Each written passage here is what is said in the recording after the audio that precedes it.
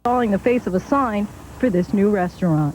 We believe that due to the positioning of the worker in the bucket, his clothes either caught on the controls and extended the bucket into the sign, causing probably some type of blunt force or suffocation to our victim. Detectives believe the man was crushed but still alive for several minutes. And as he hung, wedged between the sign and bucket, a co-worker attempted to save him unsuccessfully.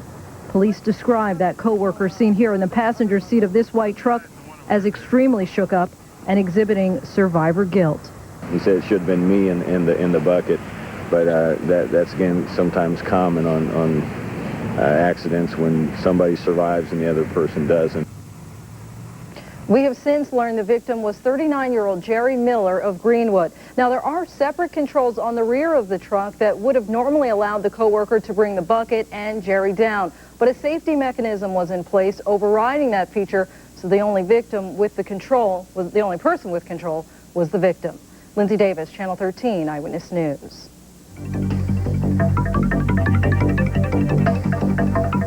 BMV employees who blow the whistle could get legal protection under a new bill. Our partners at the Indianapolis Star report the Indiana House is considering safeguards for employees who reveal wrongdoing. Now, officially, the BMV says it supports the whistleblower bill. The bill comes during a fraud investigation in which several workers allegedly used fake documents to issue illegal licenses. You can read more about all this in tomorrow's Indianapolis Star.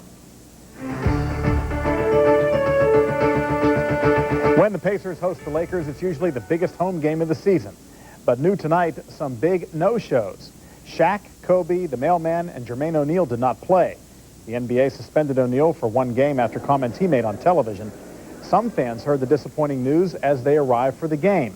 And outside Conseco Fieldhouse, scalpers stood in the rain, saying without the big stars in action, the ticket business was awful.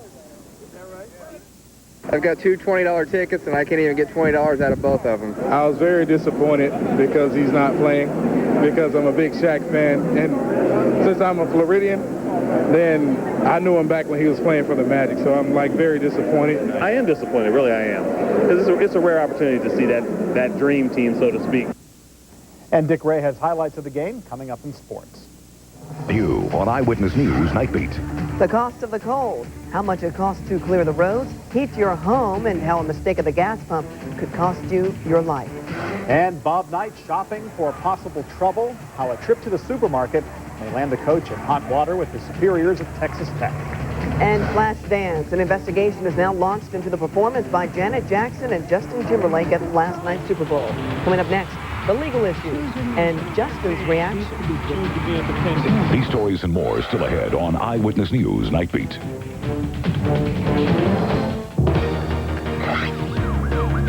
I'm Crime Beat reporter Steve Jefferson. Your telephone calls to Crime Stoppers help get Ricky Blythe behind bars within 45 minutes. Let's do the same with tonight's Crime Stopper suspect. Officers have arrest warrants for Seth Ray. He's wanted on felony handgun charges. Pick up the telephone right now and call the Crime Stoppers hotline at 262-TIPS. Eyewitness News is brought to you in part by Cadillac. From Indiana's news leader, Andrea Morehead, John Stehr, Chris Wright's Skytrack forecast, and sports with Dave Calabro.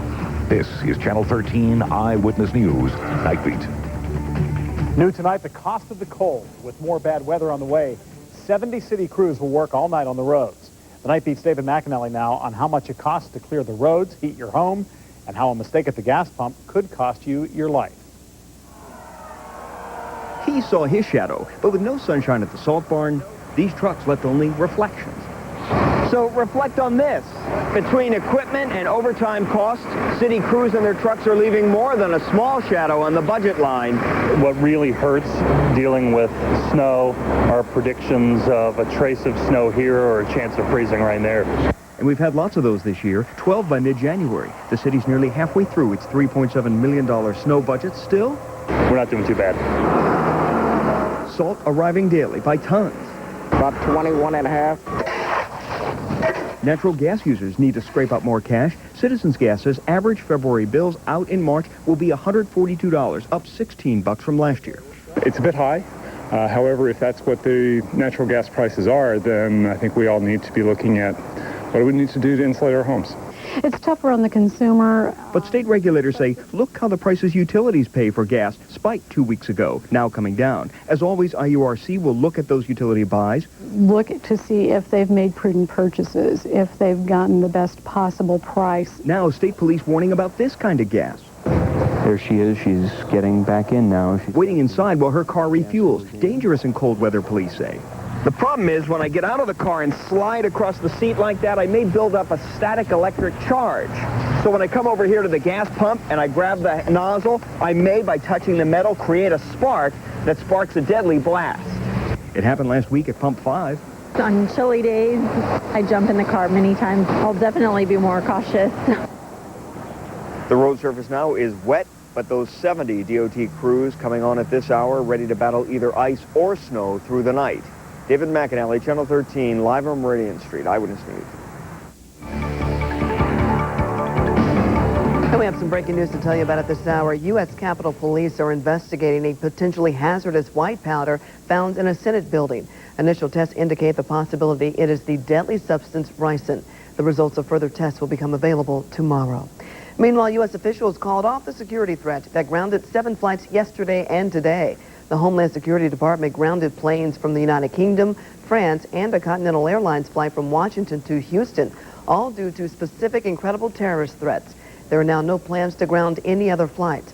Still, a senior law enforcement official says Al-Qaeda is determined to mount another large-scale attack.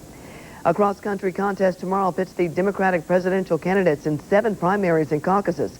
Today, both John Edwards and Howard Dean targeted John Kerry, calling him a friend of special interest. Polls show Kerry with a solid lead in 5 of the 7 up for grabs tomorrow, and he's within reach of winning in the other 2. We'll bring you the results tomorrow night, right here on the Night Beat.